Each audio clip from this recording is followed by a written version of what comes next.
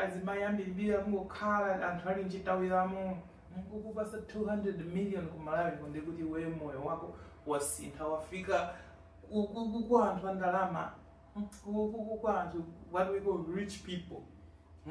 Ndekuti poti ku Malawi ko malamulo athu ndi atchalichiwa zimayendera limodzi ndi zimene zingavute chifukwa choti akatolika amapanga oppose amadana ndi surrogacy. Asilamu officially amadana ndi surrogacy. Komano dziko ilili sila chalichi, dziko ilili sila Asilamu, iwo azikana kuchalichi kwako koma kuli anthu ena oti atha kupindula nazo izizi.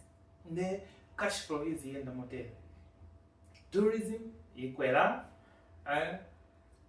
health industry ipindula kuli zisulo ndi kuti ma diagnostic kits, support systems, ma psychologists, ma doctors,